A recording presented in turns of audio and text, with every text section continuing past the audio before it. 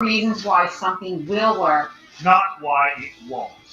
When others ask why bother, a real agent of change's motto is, if it is a benefit to all, including myself, then I must do it. we serve. instead of self. We collaborate versus compete. We understand that giving and receiving are simultaneous. And we know the difference between a transaction and a transformation. A real agent of change is influential and uses that super power for good. We know that our actions, or lack thereof, have an impact on our family, Our community, our marketplace, and the world. We do not take this for granted. We inspire. We are inspired. we are inspired. We are an inspiration for everyone we meet. A real agent of change knows we can double profitability for ourselves and all those with whom we partner. We are passionate, purposeful, and playful. Pragmatic, present, and positioned as a partner who promotes Promotes the benefits of charitable real estate. Knowing that causes companies and communities. Every damn body deserves to win.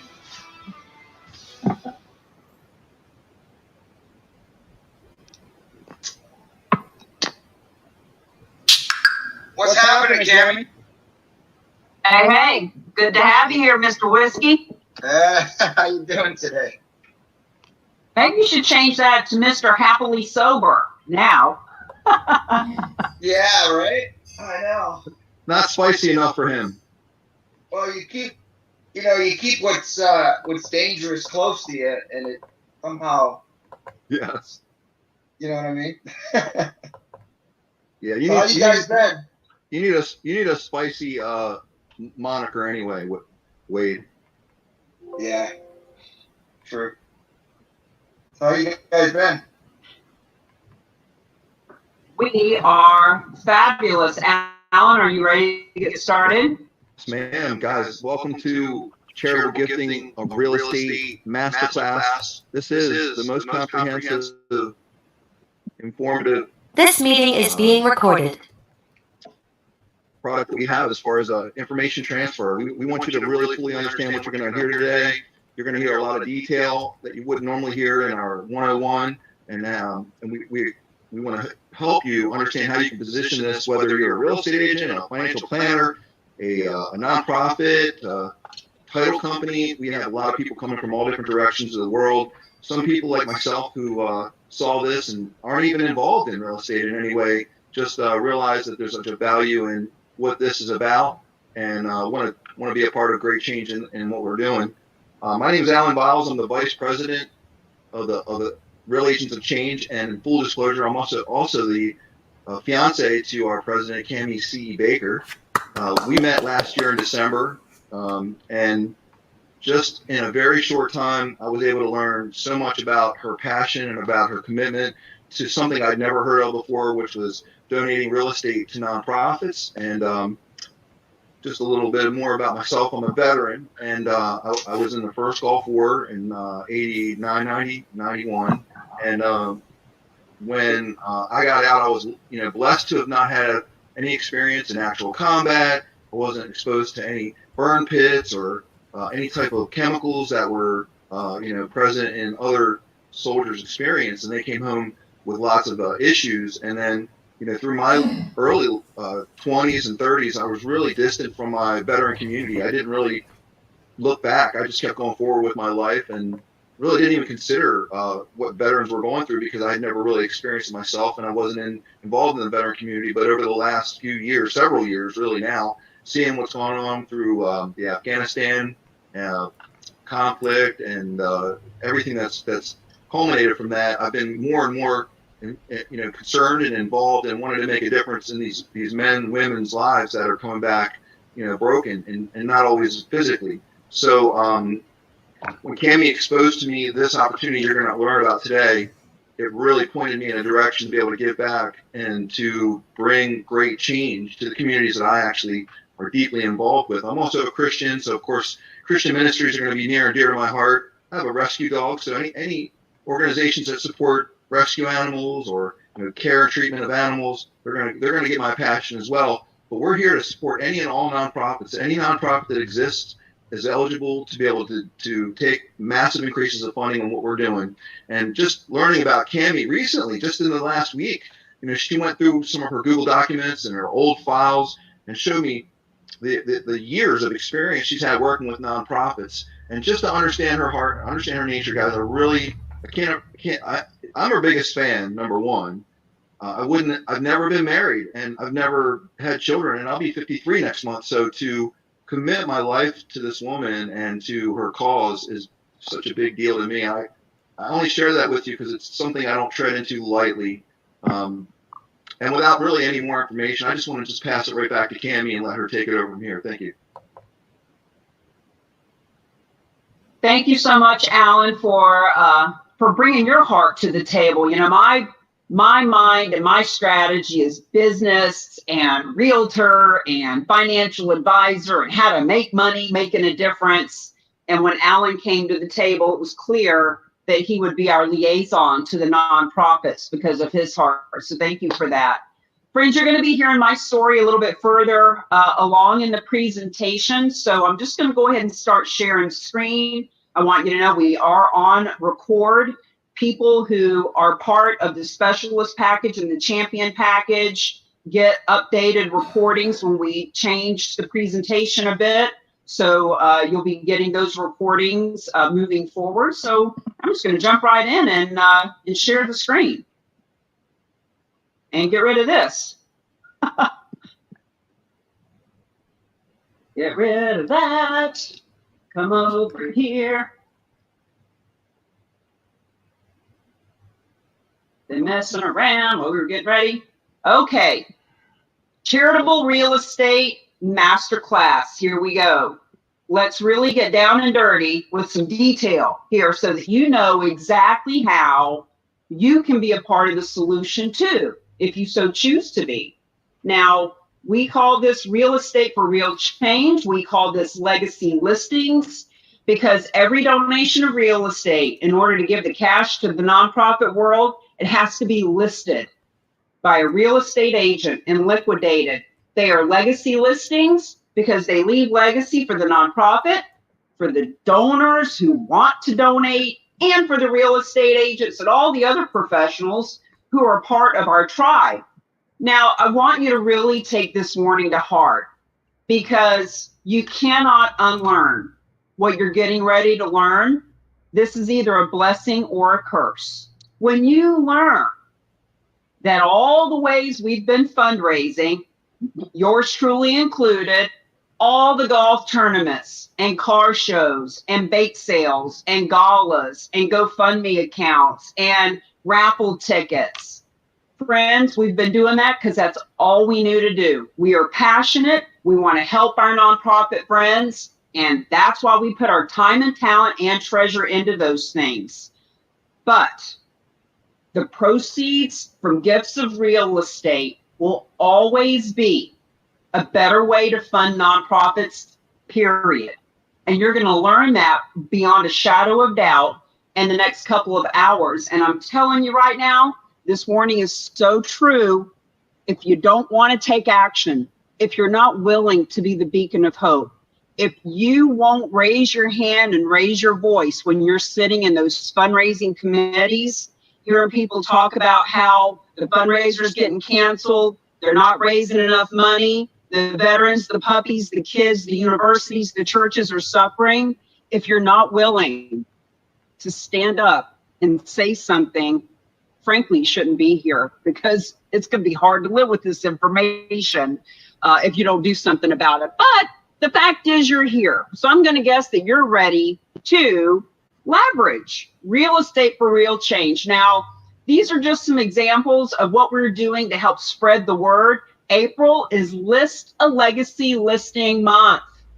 November is a big month in this country. We'll be doing another campaign coming up in November. This book, Real Estate is Hot, Fundraising is Not, talks about the 5 keys to revolutionize how charities and us, the champions, are funding causes, careers and companies, and communities. So let me just go through those 5 keys with you really quick. I'm gonna tell you what you're gonna learn today, and then I'm gonna teach it to you, and I'm gonna answer any questions that you have. So key number 1, congratulations. You just turned it. You're here. Whether you're watching it on recording and you're live with us right now, you are learning what charitable gifting of real estate is. So the first key has been turned. Now, key number 2 is lead generation, because knowing what this is doesn't do anyone any good if we're not talking to people. And you know what the beauty of this is? We do not convince, we do not sell, we do not handle objections. And as a lifelong salesperson myself, I am so grateful. All we do is educate and share with people what their options are.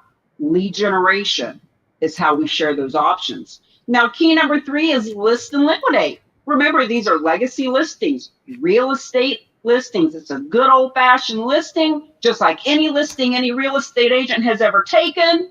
But this time, not only are they guaranteed a full commission that they don't have to negotiate or give 10% to the nonprofit and all that stuff, this time, when they liquidate that listing, the proceeds go to the nonprofit world. Hallelujah. Key number 4 is leverage. I think I'm going to have my name legally changed to Cami CE Leverage Baker. Love, love, love. How do you leverage? How do you partner and promote with all the thousands of nonprofits in the marketplace and the businesses? We get into that in the book. And leave legacy, because at the end of the day, that's what this is all about. Legacy is a big word right now, and people talk about leaving legacy. What if we can leave our legacy right now? We don't have to die, we don't have to croak to leave legacy. We, you, me, all of us in the tribe of the real agents of change, the Rock, we are the legacy leavers. Because years from now, people will look back and they will say, these are the people that started to shift this paradigm. Friends, this image is what it looks like to be a charitable real estate champion. You do not have to be a realtor. You do not even have to be a nonprofit to spread the word, to educate and inform people. But the beautiful tall woman on the left is Hallie. She is with The Haven in Sarasota. They are in the book. They hosted our book launch. Jessica Peterson in the middle is our biggest advocate. She just loves what we're doing. And I'm taking a knee, grinning from ear to ear, knowing that this photo was going in the newspaper, was going in the book, was going to be seen by tens of thousands, hundreds of thousands, millions of people. And that's what we want to help you to do today, if you so choose.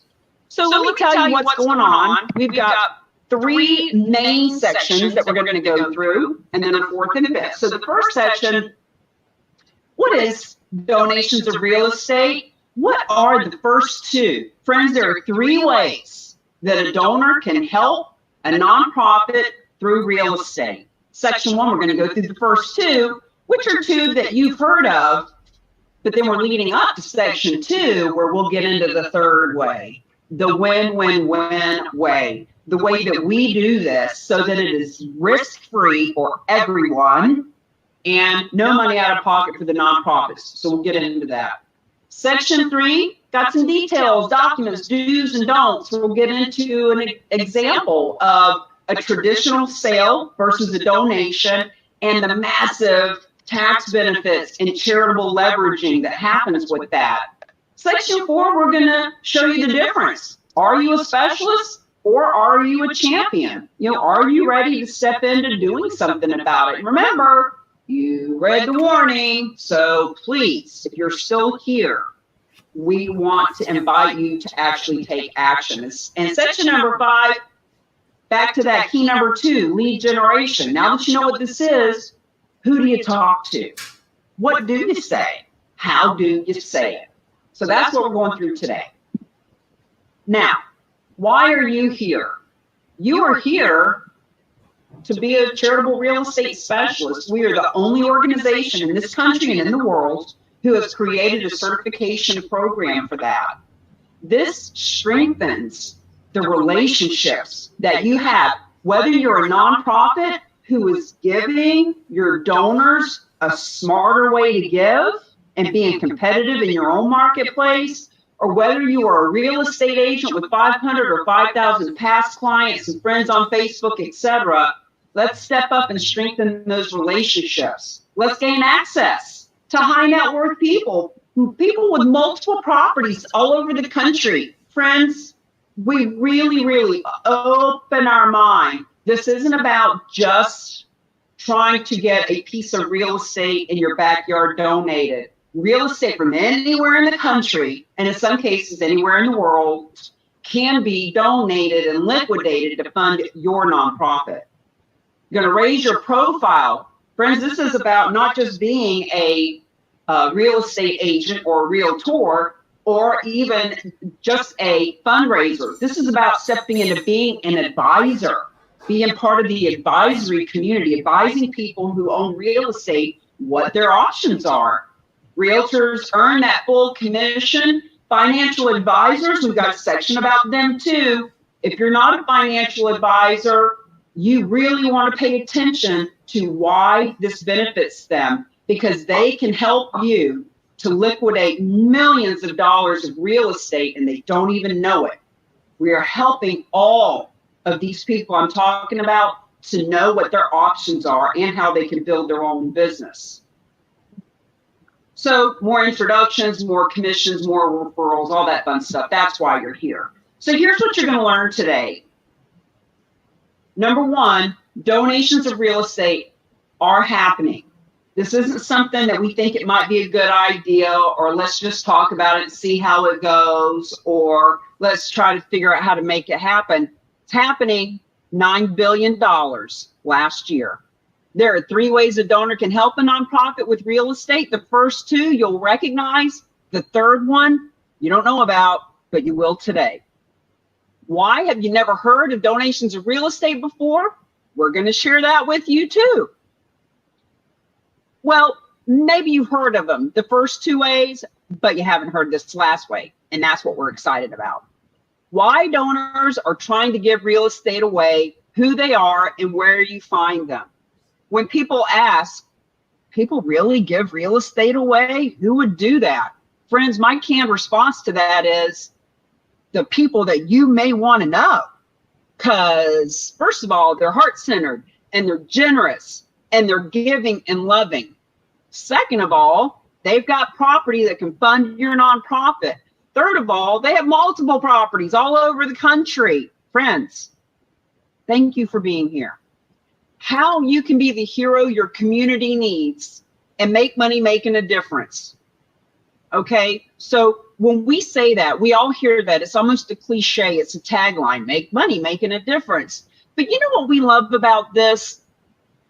No one here can make any money unless we're making a difference. In other words, fundraisers can get paid $50,000, $75,000, $100,000, $200,000 a year, whether they bring money in or not. The beauty of what we're doing, the realtor doesn't get paid unless the nonprofit got funded. The nonprofit doesn't get paid unless the real estate agent got a full commission, et cetera, et cetera. And we don't get paid unless we help you get funded. Now, this is the biggest, baddest, boldest, badassest social responsibility campaign ever created. We've all heard the term corporate social responsibility. We've all seen Dawn cleaning the little duckies with their soap, getting the oil off the little duckies. Coca-Cola saving the polar bear. Starkist Tuna saving the dolphins. All these things they do because, sure, maybe they're good people, but they really do it because it helps to build their businesses. And we're going to talk about that. So if you're going to have questions, we want you to ask your questions. Please feel free to put them in the chat. You can write them down, put them in the chat box. I promised you probably about 92% of any questions will be answered in this presentation. We've been doing it for, as a matter of fact, this month is our 2-year anniversary of doing this class. I just realized we started in September 2020.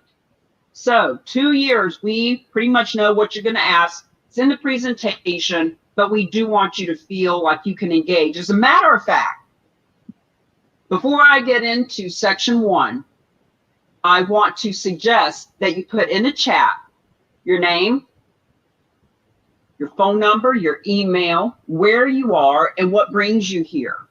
If you're a nonprofit, take the advantage of being in a room with other people who want to fund you. If you're a realtor, take advantage of being here with people who want to do business with those that are socially responsible. Friends, step up, step out, step into the light.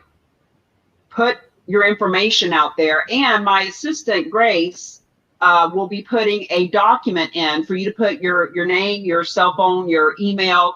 We're going to be talking about lots of different documents today.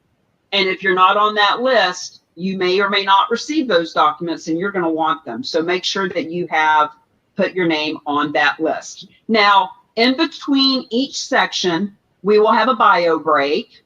So just to tell you how it's going to lay out, we'll go for about 45 minutes. I will come and get any questions answered.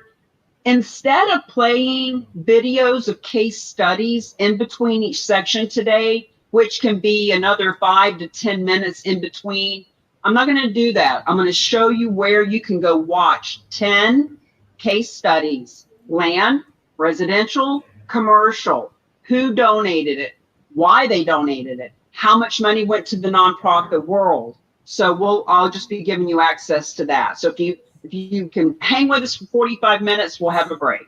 All right. Section 1.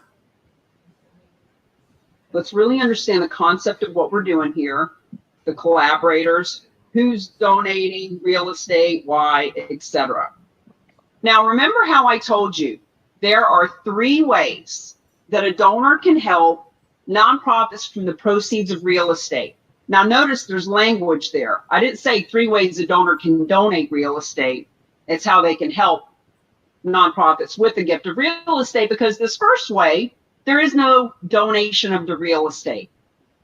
The donor, the property owner, the donors that are on your donor list, the friends in your Facebook group, on your email list, the neighbors in your neighborhood, average people are donating or wanting to donate from real estate. So, property owner sells the property and gives the proceeds to the nonprofit that they love. This is the worst way. It is very common for a nonprofit to say to a donor when they reach out and say, hey, I'd like to donate my house to you. Nonprofit says, go sell it and give us the proceeds. If you're ever advised that as a property owner, you need to reach out to us, because the nonprofit is going to get the least amount of money. The donor is going to get the least amount of tax benefits. They pay the capital gains tax. It is just the most inefficient, least beneficial for all. And we're going to show you further in the presentation the difference between a traditional sale, after the taxes are paid and the proceeds are given to the nonprofit world, versus a donation. And you will see clearly in black and white in the numbers why this is the worst way. Okay? That's way number 1. Now, the second way is if the property owner donated the property directly to the nonprofit. Now, here's the problem with that. In order for the property that is being donated to be of tax benefit to the donor, it has to exchange hands with the 501c3, meaning properties can't exchange hands if there's liens. So mortgages have to be paid off. What if the donor has $1 million condo and they love your nonprofit, but they don't love you that much? They'd like to get their $300,000 they paid for it 10 years ago. They call you up and they say, hey, Wade, I got this $1 million condo. I paid $300,000 for it 10 years ago. If you'll give me $300,000, you can keep that $700,000 in equity. Problem is, he's got to come up with that $300,000. It is just not feasible. It is risky. It is scary. And ultimately, 99.9% of nonprofits will not do it. It is the hardest way. Because if a nonprofit does try to go down this path and they take months of board meetings and try to figure out who's taking title, who's going to pay the insurance, where are we going to come up with that $300,000? Bottom line is the donor is going to get bored and irritated with that whole process. It's too complicated and hard. And the nonprofits won't do it anyway. So that's the second way. So stay tuned for the third way. So now we're going to learn why real estate owners are wanting, trying, and searching for ways to donate real estate. We're going to learn the reasons why 99.9%, not even kidding, of nonprofits turn down real estate, and how charitable real estate specialists and champions are able to help all of them to get funded. So let me just give you the foundation of this information. What is a donation of real estate? So a couple of slides just to get our foundation set. Here's the connection between philanthropy, real estate, and the IRS tax code. This is how it all got started when we tell you it's been happening since 1917. It's been around for 100 years. So first of all, philanthropy, some people will say to me, well, I'm not Bill Gates, I'm no philanthropist. Friends, if you have a love of mankind and humanity, and you give of your time, talent, and treasure, you're a philanthropist. And let me just say, if you've created a nonprofit, you've got the time and the talent to do the boots on the ground work.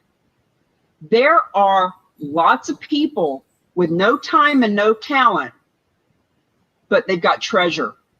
And some of their treasure is cash, 3%, and some of their treasure is real estate, 43%. 501c3 is an IRS designation for qualified organizations that provide goods and services for the public good. So when we say that the donor needs to donate that real estate to a 501c3, that is an actual IRS designation. And if the organization or entity doesn't have that designation, then there is no tax deduction, which is why we have a 501c3 that the donor donates to. You'll be learning about that. Tax deduction, the tax deduction in general was created in 1970. All kinds, any kind, cash, stock, anything that you're donating. So this 1917 law incentivized all taxpayers to be able to get a break on taxes by giving back to the causes that they care about. Charitable gifting of real estate specifically.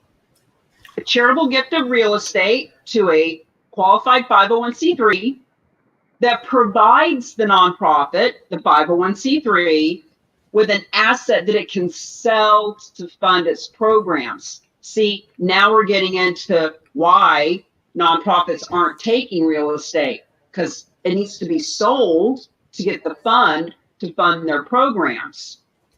It entitles the donor to a tax deduction against their adjusted gross income. Friends, this is one of the reasons why the first way doesn't work.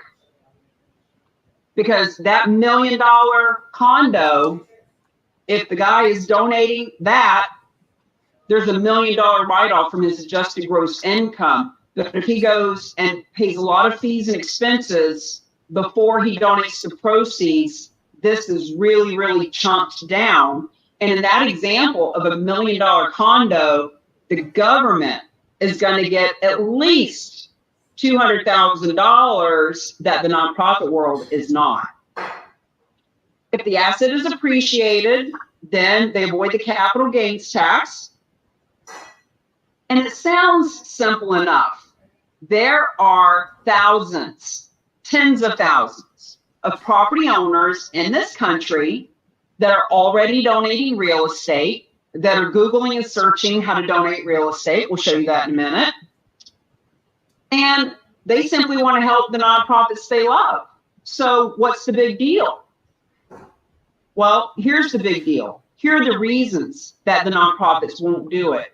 They have no expertise in real estate, nor a dedicated real estate team. Now, we're going to show you in just a minute that 0.0067% that does have a real estate team, but overall, they don't. You know, think about it. Meals on Wheels, Humane Society, Warrior Rising, all these wonderful nonprofits were created with a mission to help a certain demographic of the population, and there's nothing in their mission statement about real estate. They just don't know how to do it. And guess what? I just was asked to be on a board. I'm on a board of a friend of mine. She has a nonprofit. And even with me sitting on the board, that nonprofit still can't accept real estate because it costs money. Like in that example, if that person has $1 million condo and they want $300,000 cash before they'll be able to sign over the deed, just because I sit on the board doesn't mean I'm going to come up with $300,000 or take responsibility for that property and pay the insurance and the taxes and get the grass cut and all that stuff. So it's just risky and complicated. Real estate diverts their attention. It's what we call mission drift. So imagine if a nonprofit's mission is to provide guitars for veterans, for Veterans with Purple Hearts. We have Wade on here today who does that. If that's his mission, if he were to try to handle a piece of real estate in the middle of Texas that needs a mortgage payoff, etc., boy, would he get off of his mission. Do you know what else diverts nonprofits from their mission? Fundraising. When they take all that time to put together fundraising events, it pulls them away from what they were created to do. We are trying to help stop mission drift. Just get them funded. Now, here's another reason. They've heard of it. They've heard of real estate gifts, but they've had bad experiences. So there are lots of stories about bad experiences. And to be clear, we are not suggesting that any nonprofit start taking their own gifts of real estate. No, no, no.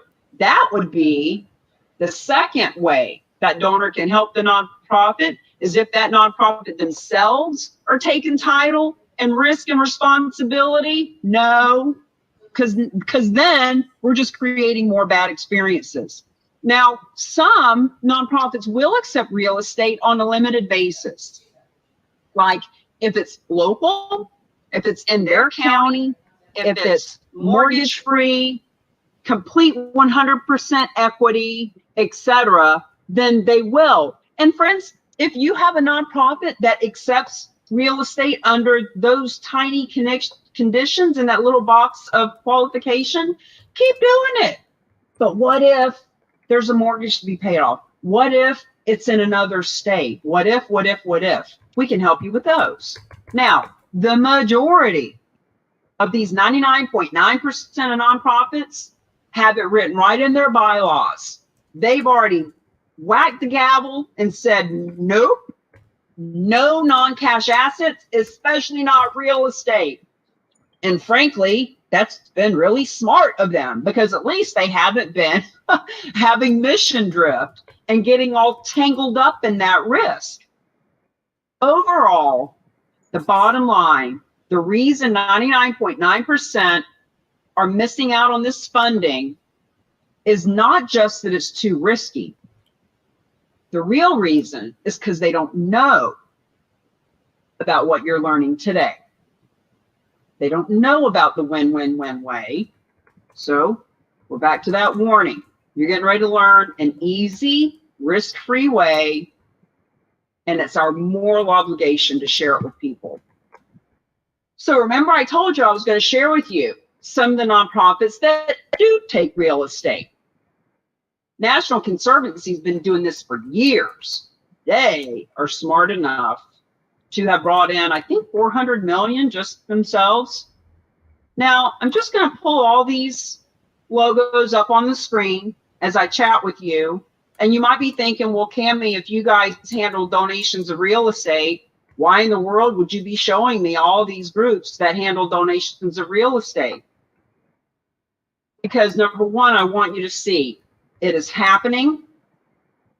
I want you to know that your donors on your donor list, your clients on your client list, your friends and family and followers and funders are Googling tax deductions, how to donate real estate. And these are the ones that they're finding. And if a donor just wants a tax deduction, they can donate to any one of these. Now, I don't know if all of them will pay off mortgages, because that's a whole other set of criteria that, yes, we do handle in the third way. But the point is, if someone calls Cars for Kids, who now takes not only cars, but real estate, they can get their tax deduction. Here's the trick. They cannot dictate or say where the proceeds go. Cars for Kids, the Dave organization, the Giving Back Block, they are the nonprofit that's keeping the proceeds. Now, some of these might have a list of 6 or 8 or 10. Here's a veterans group. Here's an animals group. Here's a children's group, if you want to pick from our approved affiliates. Friends, the reason that the Real Agents of Change were created, the reason that you're here today, is because we want all nonprofits to be able to benefit from the proceeds of real estate. We want the donor on your donor list to give to your nonprofit. We want the real estate agents and financial advisors that we work with to get paid to help fund those nonprofits. We want to help you become proactive versus reactive. Because if that donor is out Googling and searching, the nonprofit can react to an email that comes in or a phone call. What we want to help you do is become proactive, not sit back and wait for someone to randomly offer real estate at your real estate office. We want to show you how to have them coming to you. So I want to share the history here of why this is so important and why charitable gifting of real estate that has been around for 100 years has not been leveraged or taken advantage of or taught in the marketplace until now. So this was my first headshot in real estate, my first real professional headshot. And there was a woman in my office. Now, keep in mind, you're looking at someone here who was newly sober, had just been sober actually for 6 months when I got a job in real estate as a listing coordinator for a realtor who sold about 125 houses a year. I was hired to work with this gentleman. I was prospecting expireds and for sale by owners and all that stuff, and putting together 15, 20 listing packets a week. So for my real estate friends, I want you to know I get it, been there, done that. So one of the women in the office saw my hunger, my tenacity, and one day she came in the office and she said, Cami, I've got this red suit that I've outgrown. I thought I'd see if you wanted to have it. It's a nice suit. So I put it on. It fit like a glove. It was Jones' suit. I loved it. I didn't have a suit. She could see that I was hungry, but I needed a little help with my image. I wore that suit almost every day. I was going on a lot of listing appointments when I got my own license as a real estate agent. And that suit helped me to bring in closings. It helped me to upgrade my car. It helped me to go into my own office with a door that's shut and a window and the whole thing. And about 6 months after she gave me that suit, she came in my office one day and she said, Cami, I need to come clean with you about something. And she said, you know that red suit I gave you? And I said, of course, Joan, I love that suit. She said, I just want you to know I didn't outgrow it. I actually bought it for you because I knew you needed one. Now, mind you, I had gone from being not very confident, not really knowing what I was doing, to now I've got this red suit. I've had some closings. I'm holding my head a little bit higher and upgrading everything. So she knew I had grown. She said, not only did I buy the suit, I got it from the Salvation Army off of the sales rack for $3. And we hugged and we laughed and we cried. And she was so smart. If she had told me that when she gave me the suit, I would have been humiliated. But here it was 6 months later, and I had grown, and I could see the wisdom and what she had done. And I wore that suit, my friends, for years. And if I had known I would be doing what I'm doing now, I would have kept it, and I would still wear it on stages. It's that little tweak of image that she helped me with that we're helping you with today. Not that you need help tweaking your image, but just to give you that little extra something that other agents don't have, the knowledge of what we're doing here. Now, that same day, I took a picture with my daughter at that professional photo shoot, and I shared these photos with you because I was a single mother when I got my real estate license. I wanted to be able to go to my daughter's field trips, which is what that last image is. I wanted to be the mother that was there on the field trips. I used to drive my Mustang that you're going to see in a minute behind the bus, following into Boston, down to, the aquarium and all that stuff. I wanted to get her involved with me in the community. So Remax was the first company I was with. You're going to see a lot of pictures of Remax. It's not the only one. I was with just about every major brand. But we used to bring the hot air balloon to events. This one was at the Boys and Girls Club.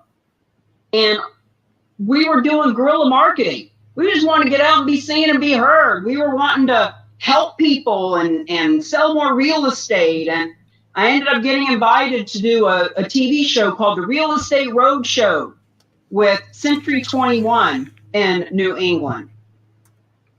And I did HGTV House Hunters. So I actually auditioned for a show called My House is Worth What. I sent in a good old-fashioned videotape way back when you'd have to take the video and put it in an envelope and mail it to the production team. Like, that's how long ago it was. But from that show, House Hunters actually called me and asked me to do an episode. So we did the House Hunters. And this is the car that I talk about all the time, 64.5 Mustang convertible. The very first big commission check that I got, I bought my dream car. And people used to make fun of me. Ford, found on road dead. Don't you know what a money pit that is? But I had vision, and I knew that people from 6 years old to 60 would think that car was cool. And boy, did they. I could not get in that car to go so much as to the store without somebody pulling up and asking me what year it was and tell me how cool it was. So this car, the reason I'm sharing all this with you is because at the very first car show, we had 50 cars all trying to give us $20. That's $1,000, and we weren't taking it. And my assistant said, why aren't we taking their money? And I said, because we're not doing the show to raise a few $100s. We're doing it to promote ourselves. But it got me thinking, there's a lot of nonprofits that need $1,000. So I found a place called the Live and Let Live Farm, and we started donating to them. And we donated to firefighters and kids with cancer and all kinds of things. And I learned that social responsibility is not just the right thing to do, it's a necessary thing to do in business. People want to know what you're doing in the community. So I started teaching others how to do it. This is a diaper drive. The woman in the tan jacket is the president of the Board of Realtors in that state. She hired me as her personal consultant to teach her how to do social responsibility. We raised 8,000 diapers for a halfway home there. This is the woman in the red sweater she was my Botox doctor. She hired me to do social responsibility for her doctor's office. This is Jacksonville RIA, the Real Estate Investor Group. They wanted me to come down and do a speaking engagement for 400 of their members. And I said, only if you'll do something to help the community. I cannot show up without social responsibility going on. So we did a coat drive. Those were all the coats on the back, and me with my book. And what happened was I was helping businesses to help the communities and the causes they cared about. Maria loved Habitat for Humanity. Realtors for Recovery was created for addiction. We raised up coats in the Boston community. We helped animal groups. We did poker runs for veterans and addiction. We did this thing here with another group for veterans. My point is that there's dozens of these flyers for all these people that we were helping that I actually started saving towards the end. And all of this leads to, I had that knowledge about real estate, and I had that knowledge about nonprofit. And when I learned about charitable real estate, I knew it needed to be leveraged. I knew people like you would want to know about this. I knew that the realtors needed a unique sales proposition, and that instead of giving 10% of their commission, they could get paid to help the nonprofits they love. And so this is what's transpired from all that exposure and research and years of growing. That's how we got to where we are today. So it's all the real estate experience, networking, nonprofit, social responsibility. That's why we have a win-win-win. And I can't wait for section 2 to share with you about the third way. Now, this is an example. You'll hear us say the average donation is $550,000. Actually, we've now been corrected. It's $600,000. But that's the equity. This is a listing price of a property, as you can see, from January 2021. This money went to the Martin Luther King Group. This is Michael DeShavi. I love, love, love him. I am the real agent of change, number 1. He's number 2. Known this man for 15 years. I used to coach him in real estate. We were in several businesses together. The minute I learned about this, he was the first person that I called. And he's part of what we're doing today. So, friends, I just want to open it up right now. I'm going to look through the chat. Alan, please tell me if there's any specific question that I need to address. And I want to invite you to turn your camera on, to unmute yourself, to introduce yourself and tell me what brings you here.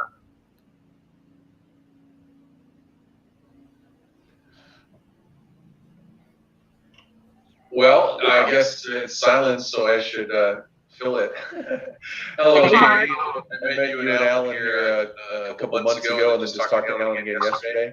I'm executive director of Florida nonprofit, although we work nationwide and worldwide with folks with disabilities. I'm quadriplegic disabled man myself, and have been designing and writing solutions for 18 years to the VAs for vets coming back from Iraq and Afghanistan. And basically we work on empowering people of all ages, because age or elderly folks going into nursing homes is nothing but disability on a different time continuum.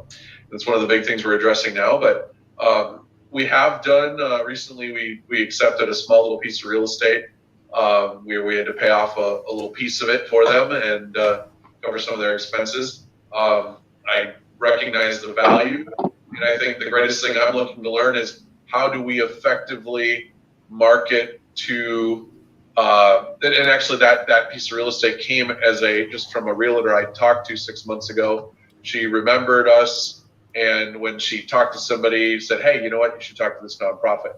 So it was just a referral. She didn't get involved. I've kind of told, as I told you and Alan, I mentioned to different real estate agents, hey, you know, we'll work with you, we'll make sure you get your commission, but they just don't get it. Like, that just sounds weird or funny. So I'm looking to learn how to market to real estate agents as well as how to market to prospective donors and then refer them to the proper agents. Thank you. You got it. You got it, Mark. Thank you for saying who you are, friends. Please raise your hand because Mr. Whiskey is doing something for veterans. And Terry has created Legacy Resources Foundation to fund all kinds of nonprofits. There is so much synergy and alignment in here. You guys want to, make it a 30-second introduction just so we can power through. But Mark, let me just say, when we invite all of you to become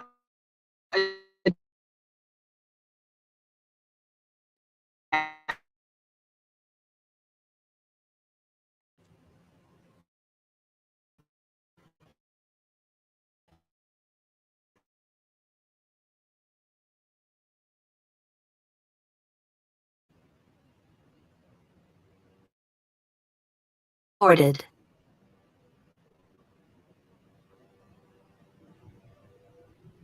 We love you. We want to give you all you need to make a decision.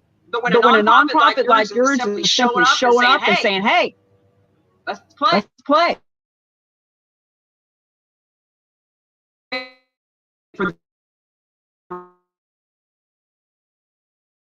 I'm ready to position, partner, promote.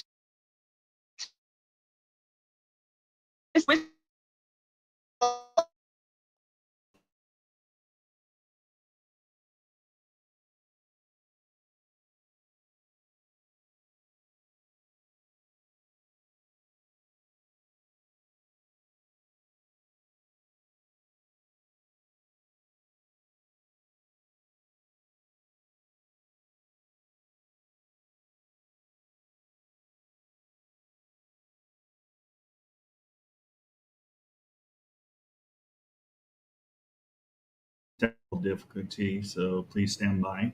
This meeting is being recorded. So that's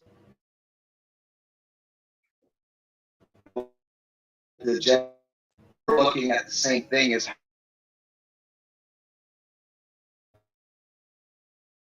don't.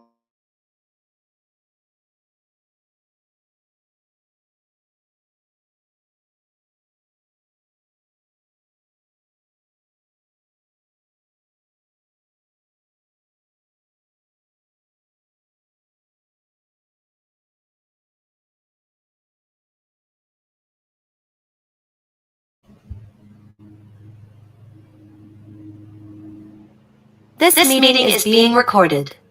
We're thrilled to have you here. Terry actually invited Wade to come see what we're up to. Introduce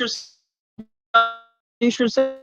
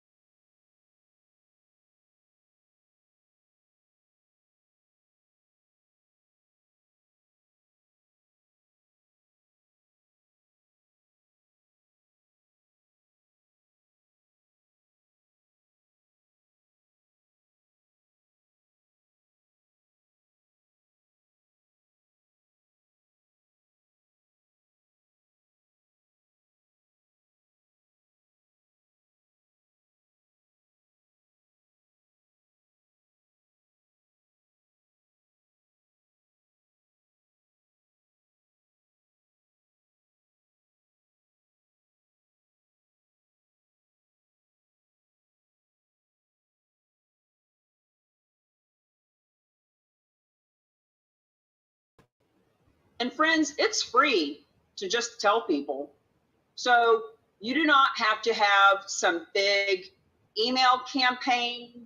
You don't have to spend tens of thousands of dollars scrubbing lists and whatever. You just tell people. No out-of-pocket expense to handle the transactions. The capital that's available. So in this third way, the win-win-win way, there is capital available to enhance the value of the property. Whether it is property that is currently zoned as commercial, and when it's rezoned, goes from $300,000 to a $700,000 value, which is one of the stories, or whether it is a property that needs a roof or that just needs to have holding costs while it's being sold. There's plenty of capital for that. Bargain sale.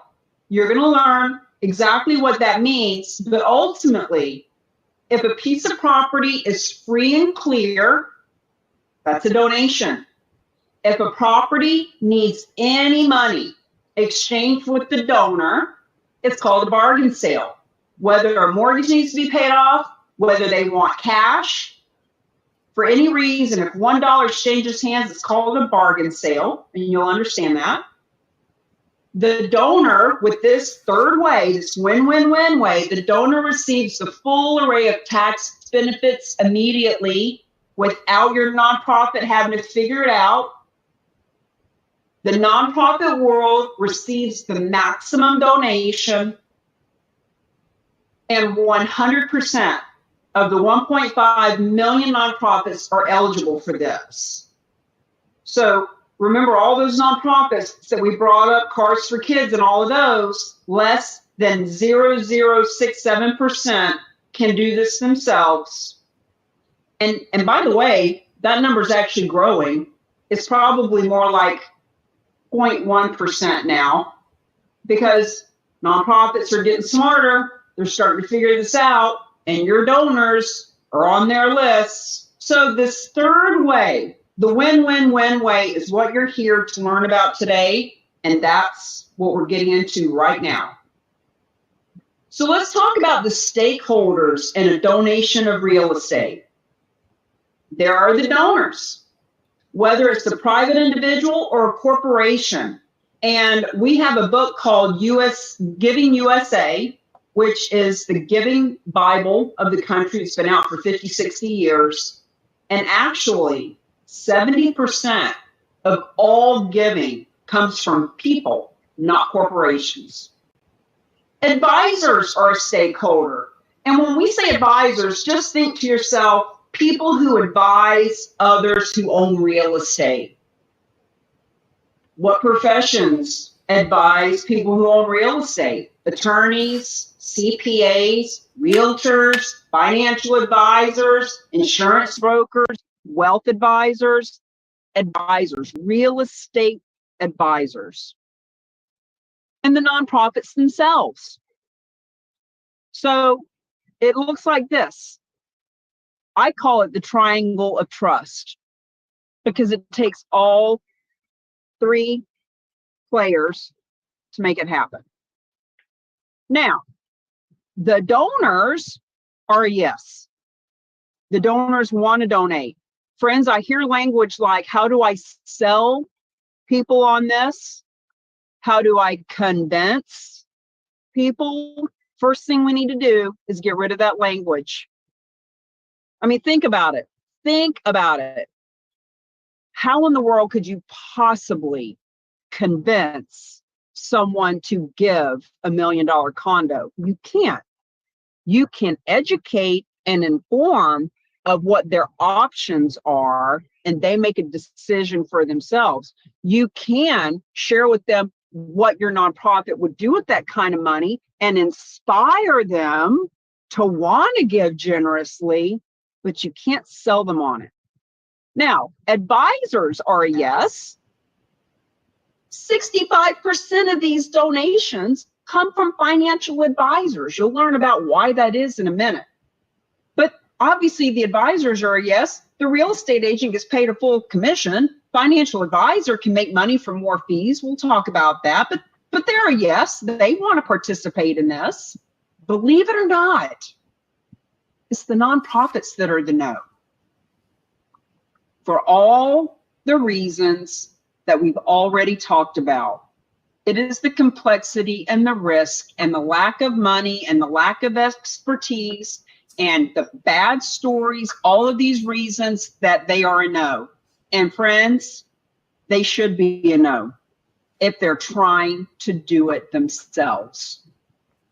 So we are not even suggesting that the nonprofits who have gift acceptance policies that say no to real estate, we're not even saying that they change that. We are simply giving them a way that they can talk to their donors about gifts of real estate from a place of being confident, knowing that they don't have to handle it themselves. So when we talk to nonprofits, they'll say things like, well, you know, we did take real estate one time and we'll never do it again. Huh, what a nightmare that was. Or they say things like, well, we do accept real estate if it's local and it's mortgage free, and if our board can take 6 months to figure it out.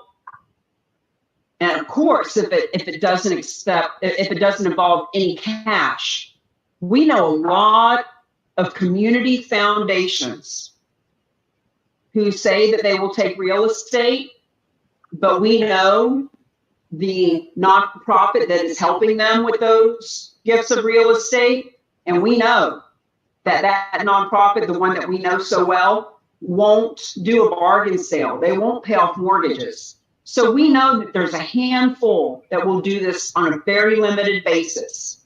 And what we're saying is, what if we could simply help all nonprofits to benefit from the proceeds without the risk? So our team of experts at the Real Agents of Change include specialized nonprofits whose mission is to accept real estate of any kind, from anywhere, taking on all financial responsibility, all environmental risks. In other words, they take the hard asset, they convert it into cash, and they simply grant the proceeds to the nonprofit that the donor wants to have. So people ask a lot, well, you got this piece of real estate. Who decides who gets the money? Well, if I had a $100 bill, who's going to decide what charity gets that $100 bill? Me, my $100 bill. Somebody has the deed and keys to a piece of property. Guess who gets to decide who gets the money? The person with the keys and the deed. So the donors are going to decide who gets the money. So please be clear. This isn't about writing grants. This isn't about learning how to write a grant. The money is granted to your nonprofit because the donor said so. So the specialized nonprofit, let's talk about what exactly are they doing. They are exclusively accepting gifts of real estate. So if the Humane Society's mission statement is to save 1,000 animals a year, and if the Underground Railroad's mission is to stop human trafficking, all nonprofits have a mission. And this nonprofit's mission, from the moment they get up in the morning to the moment they lay their head down at night, is to accept gifts of real estate on behalf of any nonprofit. They provide the donors the tax benefits. They do all of that paperwork that we would all find so confusing. They absorb the title and financial risk inherent in all real estate gifts. Sometimes the question comes up, what if the property doesn't sell? What if the property is contaminated and we didn't know it? What if the property doesn't sell for as much as they thought it would? Friends, first of all, a specialized nonprofit is so savvy and sophisticated, and all of them have been in commercial real estate and philanthropy long enough to know if a property is a good bet. Second of all, If they make the wrong choice, that's their problem. Your nonprofit is not on the hook for any of that stuff. You have nothing to do with it.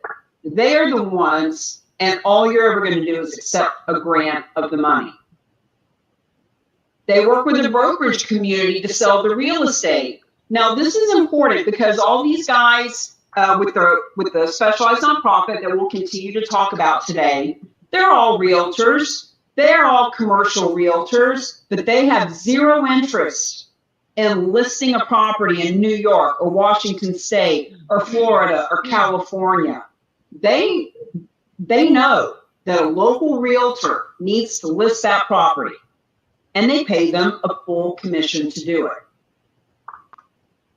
They grant the money to the other nonprofits, and this is what it looks like. Notice how in this triangle of trust, the specialized nonprofit steps in on behalf of the other nonprofits. Now, here are some quotes and some stats from experts who have been doing this for many years. Endowments grow at 6 times the rate of a nonprofit that only accepts cash. This is Dr. Russell James. He wrote the foreword for our book, Real Estate is Hot, Fundraising is Not. And he has been quoted about nonprofits who only accept cash are doing the biggest disservice to those that they serve when there's so much money in real estate. Now, donors can give 3 to 7 times more when they start giving from their non-cash buckets. We've got a story of a woman who gave her real estate. She was given $25 a year for 32 years. She heard one of the team talking about this 2 years ago. Lo and behold, she had a property. She donated the property. It was a second home. It was a cabin in the Poconos. And the fundraiser person at that nonprofit told me that that woman, Linda, who was giving $25 a year for 32 years, now, in the last couple of years, she's given them $500 a year. There's a psychological change that happens for people, and when they can give from their non-cash assets. So, nonprofits, where do you find the donors? They're in your donor list.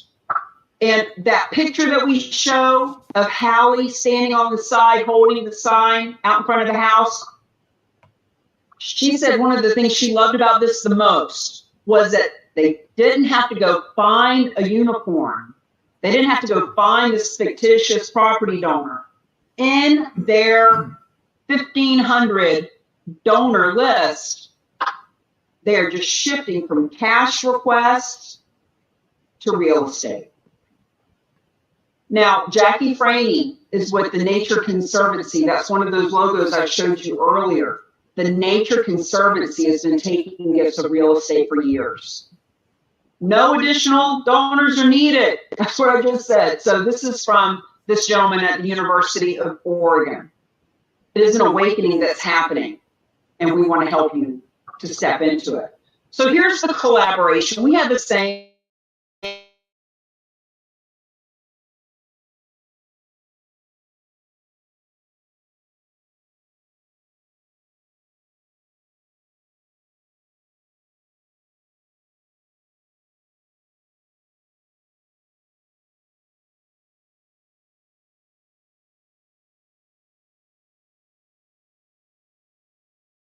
And see what is going on today. This meeting is being recorded. You're out promoting your cause. You're out promoting your events. You're creating that emotional connection. So you're spending all your time and talent that other people don't have, and with the little bit of emotional pull, they give you their treasure. So instead of the 3% cash, we're saying, how about that 43% of real estate? All you have to do is share. Hey, donor, thanks for that $25 a year you give. Just want you to know we can benefit from gifts of real estate. I don't know a whole lot about it, but I got a team that does. So you can start asking for these gifts, not so that you accept them, but so that you benefit from them. Now, what does the specialized nonprofit do best? They accept the real estate, they fix it, they sell it, and they grant you the money. They intervene, just like the Triangle of Trust shows. They provide the resources, solve the complexity of the entire gift cycle. If we had time, I'd show you video after video of real estate transactions that they doubled and tripled the value of the property because they knew what they were doing. They grant the bulk of the proceeds to you. Now, The Rock, us, the real agents of change. What do we do? Friends, the specialized nonprofit that you're going to meet, that we encourage you to build relationship with, they handle the transaction. But in order to get to the transaction, you got to bring the donation to the table. And that's where we come in. We're helping with the systems and the scripts and the support, the social media and the strategy. Every one of you are here or watching this video because you've seen some of our marketing, whether it was one of us inviting you personally or something on social media or one of our tribe reaching out to you. It all happened because of our strategy to get out and be seen and be heard. We bring the deals.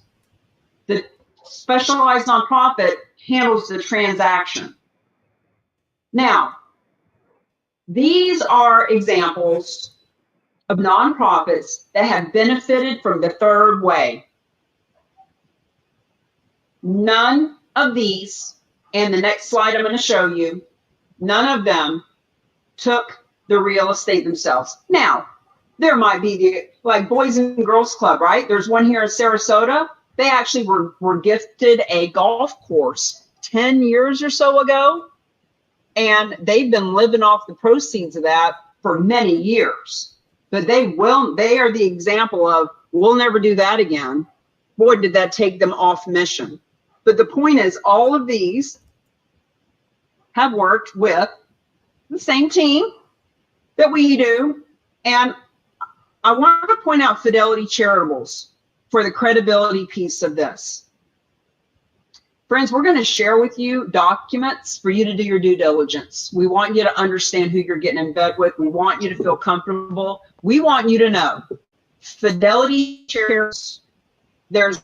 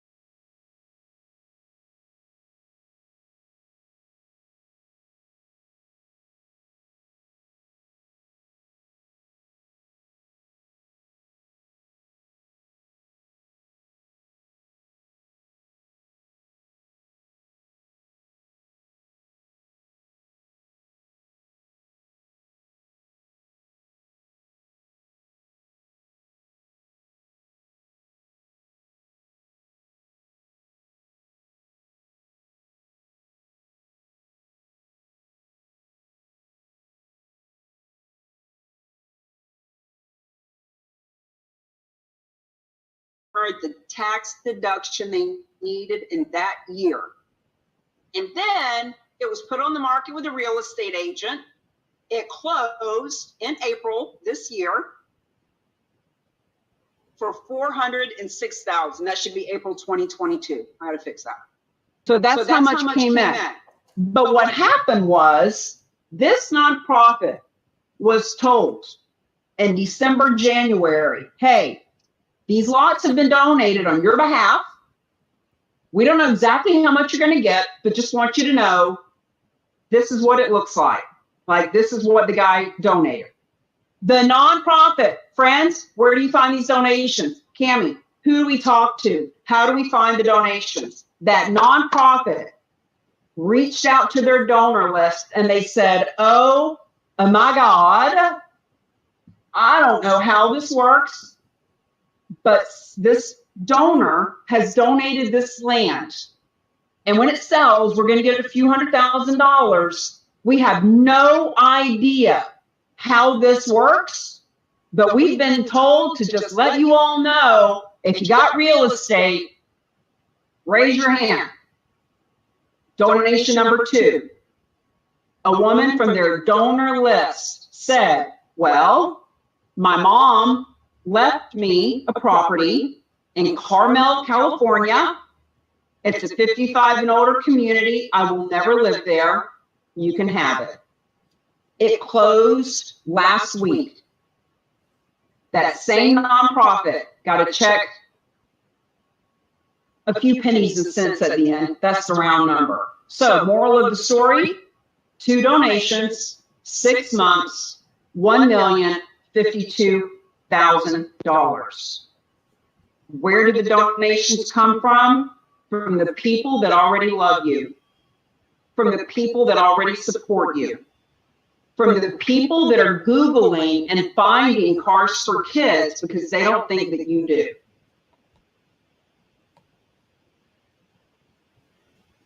So, here's why the specialized nonprofits were created. Because real estate is really underperforming, meaning 3%, that little pie square needs to be a tiny little sliver. 3% of what we have as a nation is in cash. 54% is other, 43% is real estate. Yet, 90% of what nonprofits are bringing in is coming from the cash. And only 2% is coming from real estate. Now, that's actually $9 billion, which is nothing to sneeze at. But that $9 billion is coming from one painful search by a donor Googling, how do I donate real estate? Who will give me a tax deduction? How can I do this? It's from financial advisors, a small little handful that know how this works. That's where that $9 billion is coming from. So here's the opportunity. At $9 billion, experts say, all those experts, Jackie Franey and Dr. Russell James and Cami C. Baker and Bruce Geis at the Real to Give Fund are all saying the 2% can easily go to 6.5%, which is $29 billion a year, $20 billion more, because we are becoming proactive versus reactive. When people say to us, well, I've never had anybody offer real estate. If I ever do, I'll give you a call. They're missing the boat. They are waiting to react if someone ever randomly calls them. And we're saying, you've already got events going on. Put it on your flyer. Put it on your website. Do a Facebook Live together. Sam Silver can do a Facebook Live with Wade or Mark or any of these other great people. And people learn about it, and they see all of us doing it together. Every one of these donations, my friends, needs a realtor to list it to get the cash to give to the nonprofit world. Now, April last year, Specialized Nonprofit and I were invited to come to Puerto Rico to meet with some leaders from a big real estate company. We sat on a beautiful veranda for 5-6 hours one morning and explained it to the granddaddy of EXP. Cami, as you explained to me through your program, baby boomers just like me can donate in a way we didn't know how. This is a game changer. This is the kind of credibility and experts that are getting behind what we're doing. Okay, so benefits to the donors. Because you're thinking, okay, well, I can see what exactly, why would people give real estate away? Here you go. Some of these you've already heard, so we're going to bank them pretty quick. They're avoiding capital gains tax on what they donate. They qualify for the full appraised value minus any cash they get back, obviously, as the basis for their tax deduction. Here's a few other things to consider, because when we are trying to think from the mindset of someone who is generously giving a $7 million piece of property, we have to take a step back and think about what would it be like to be in their shoes.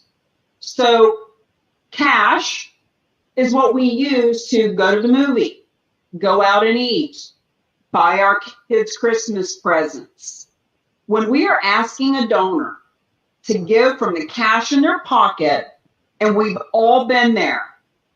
We've all been there. Somebody wants us to donate. Somebody wants us to buy raffle tickets or go to a golf tournament. And in our own minds, we think, well, I can do that, or I can do this thing in my lifestyle. I can get my kids Christmas presents. In other words, that's what you're competing with.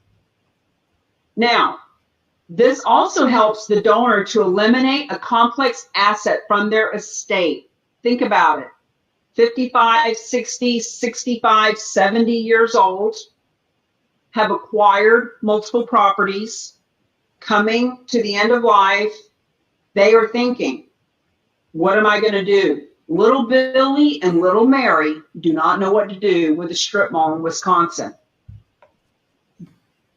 What am I going to do with this stuff? This simplifies how they're handling their estate. It also simplifies the transfer to the next generation.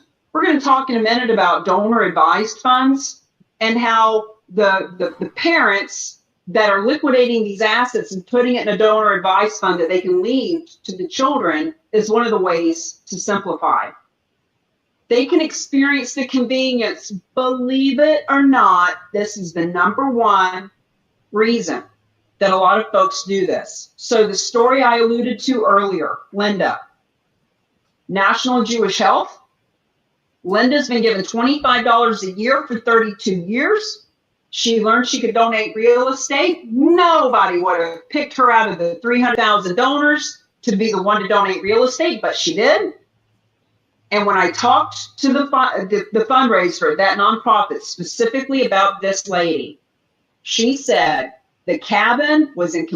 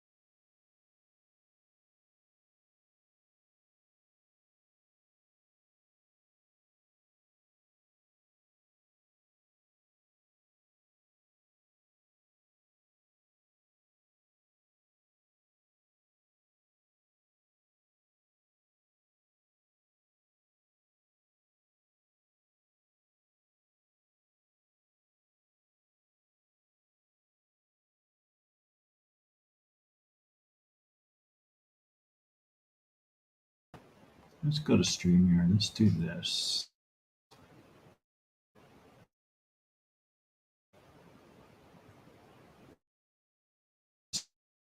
That way.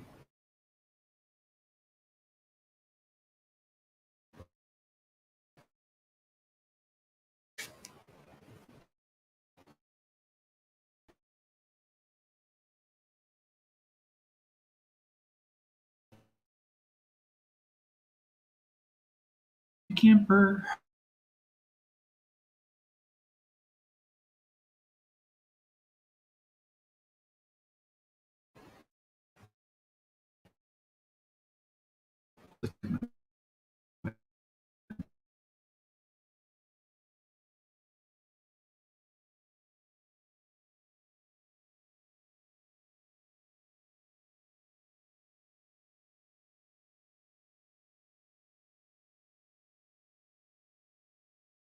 This again.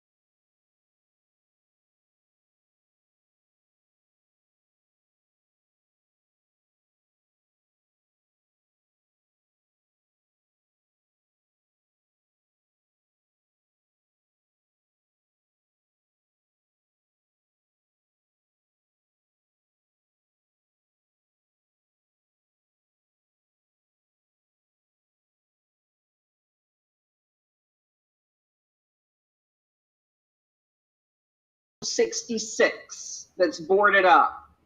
This is not about how can we find property that others want to unload or get rid of because it's contaminated or landlocked or they can't sell it. Friends, this is about simply letting other human beings know that donations of real estate are happening and that they don't have to go Google and find another nonprofit that will take real estate. You just let them know, hey, you're going to be hearing about this. You're going to see it on Facebook and LinkedIn. You're going to hear about it at Christmas parties. And I just want you to know, you don't have to go there to get a tax deduction. You can help our veterans. You can help our women that are coming out of domestic abuse. You can help us. So happy to answer any questions. Just looking over. Jeff, you got me. I'm in. Sure would love to help targeting and promoting to my base. Got it. Well, easy enough to do that, you know. So we're going to tell you, we got one more section that's really, really, really important. It's about what qualifies as a donation. It's about what are the documents that you need and some more like details like that. And then we're going to ask you, do you want to just be a specialist or do you want to be a champion with us? And the only difference is specialist, you get certified, you're on the map. Alan will tell you about that in a little bit. But with champion, we provide to you some actual marketing pieces and landing page, therock.com/Jeff Weaver, etc. Okay, so we'll talk about that at the end. Any questions about the process or anything that I've said that might have confused you?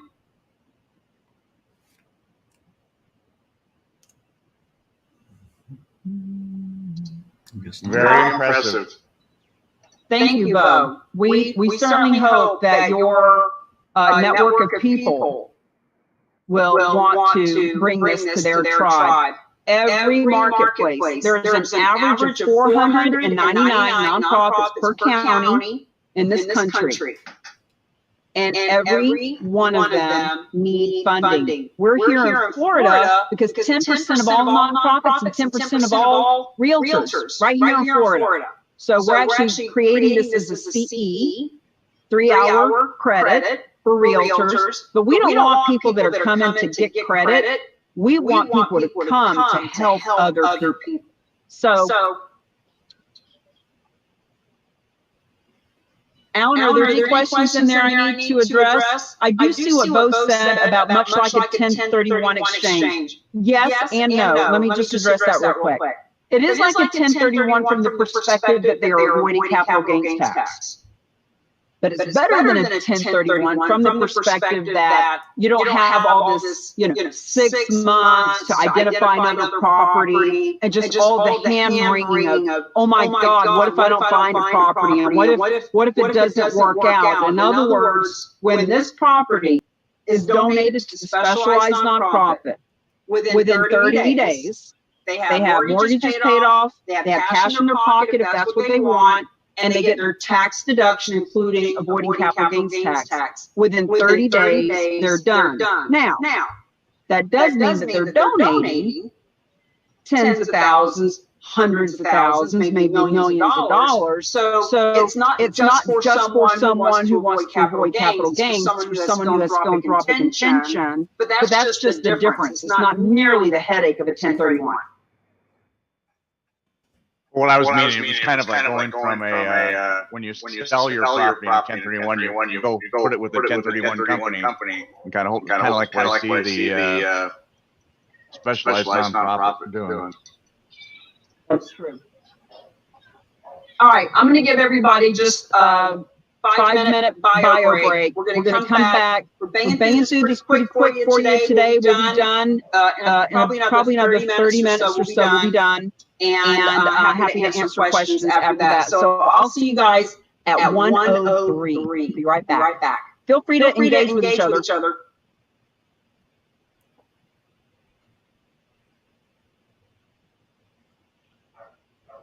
Terry and Mr. Whiskey, I'm sorry, I don't know your name. I don't know if you saw me in the chat. I said, we were talking about veterans and stuff. You're in Tampa. I was suggesting we should figure out how to do an event and get some veterans jamming on flybridge of possibilities at Sunset or something on Charlotte Harbor or Tampa Bay. Oh, I love that. How many people can your boat hold? Depends on the nature of the event. That's more of a limitation of Coast Guard. Anywhere from 6 to probably 30. 6:30. Okay. Right on.